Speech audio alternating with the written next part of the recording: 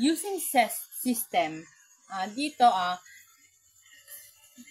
ang linyang ito ay nag-i-import ng system na naglalaman ng mga pangunahing klase at function sa C# na kailangan ito para magamit ang console na ginagamit natin para sa input or output.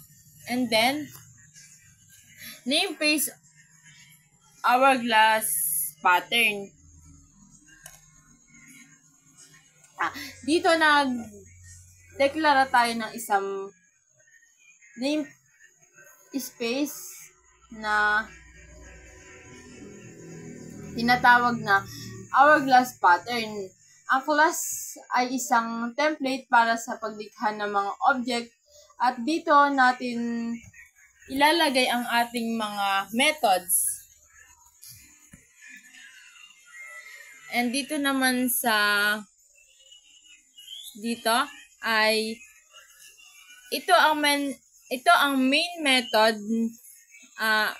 entry point ng ating C# program. Dito nagsisimula ang mga execution ng code. Ang string args ay isang develop na naglalaman ng mga command line arguments, ngunit hindi natin ito magagamit sa program na ito. And then, pagkuha ng input mula sa user, dito po yun. Yan.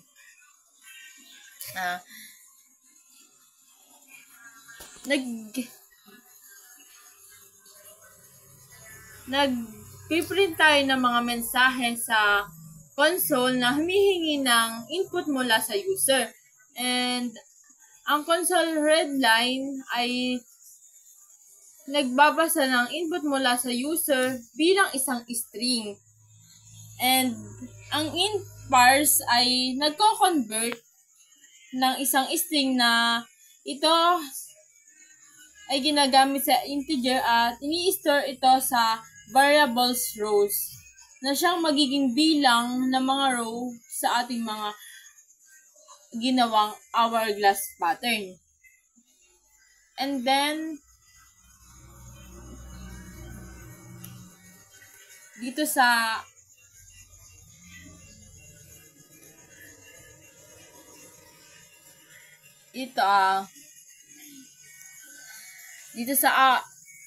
upper part of hourglass,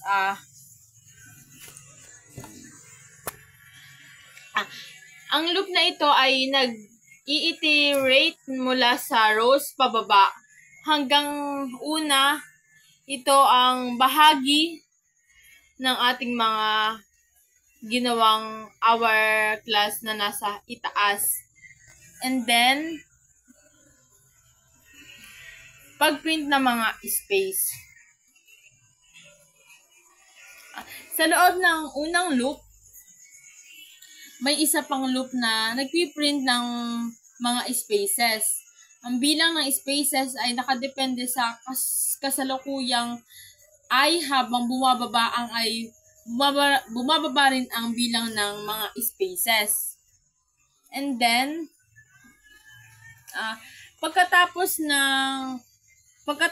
ng spaces, may isa pang loop na nagpiprint ng mga anong tawag dun? Ng mga asterisk. Ang bilang ng asterisk ay 2 asterisk I na nagiging old number. Halimbawa, kung I ay 3, magbiprint tayo ng 5 stars. Dito naman sunod sa paglipat ng mga linya. Pagkatapos ng bawat row, nagpiprint tayo ng mga bagong linya para sa susunod na row. And then, lower part of our glass.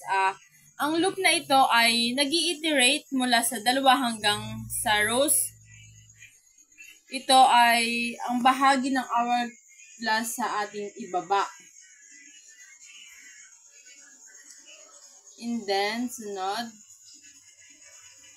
Katulad ng upper part, nagpiprint tayo ng space bilang sa spaces na nakadepende sa kasalukuyang ginagamit natin na I.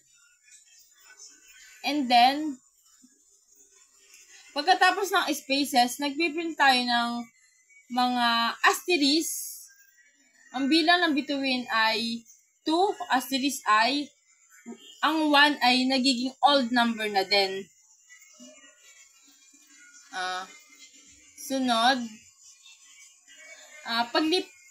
Paglipat ng mga linya, katulad ng mga ganito. Ganyan. Tulad ng dati, nagpiprint tayo ng mga bagong linya pagkatapos ng bawat row. And then, pagtapos nito, ang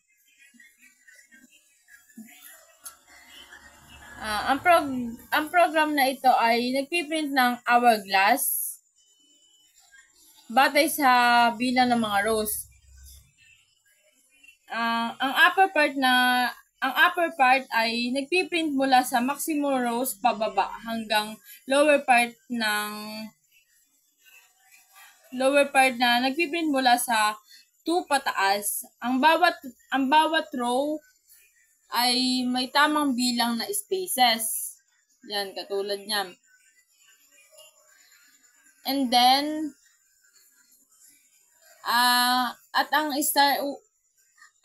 star upang makuha ng tamang hugis, para makuha natin ang tamang hugis na ating hinahangad na hourglass.